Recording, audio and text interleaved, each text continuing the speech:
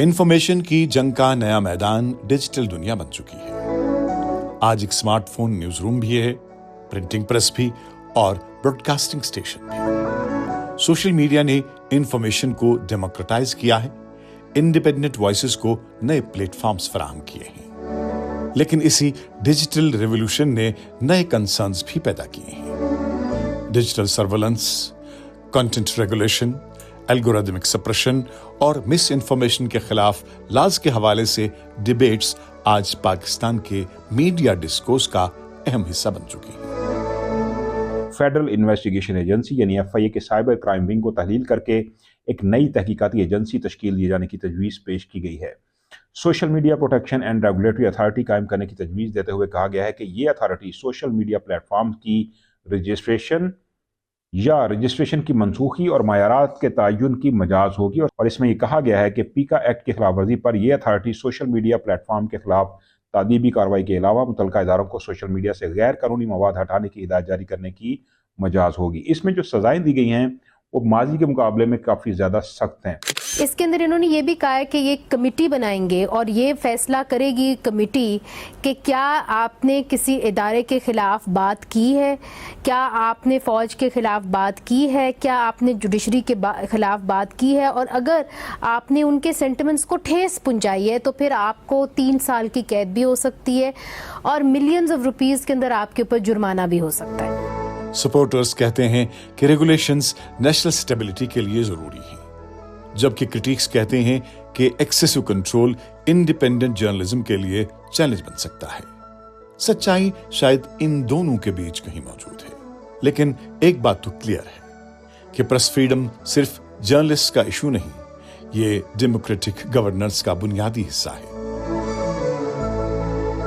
There have been attempts made on the media to curb them, to manipulate them, to use them as a propaganda tool. The freedom of expression, the freedom of media is the most pious for us as a journalist. The freedom of expression we have here in Pakistan is already very slim. So even that right being taken away from us is certainly not acceptable. क्योंकि media सिर्फ खबरें नहीं देता, media accountability create करता है, transparency को promote करता है और पब्लिक को इन्फॉर्म्ड डिसीजंस लेने में मदद करता है। जब मीडिया आजाद होता है तो इंस्टीट्यूशंस ज्यादा अकाउंटेबल होते हैं। जब मीडिया कमजोर होता है तो पब्लिक ओवरसाइट भी कमजोर हो जाती है। एक्सपर्ट्स के मुताबिक फ्रीडम का ज़वाल अक्सर एकदम नहीं होता, बल्कि आहिस्ता आहिस्ता होता है। खौफ की शक्ल में, इकोनॉमिक डिपेंडेंस के रूप में, लीगल एम्बिग्यूटी के फॉर्म में और कभी-कभी पब्लिक इंडिफरेंस की सूरत में। The military remains the most powerful institution in the country. But at the end of the day, when these institutions meddle in politics in a direct way, then they bring themselves into disrepute. And especially if they end up taking sides, which is what has happened now.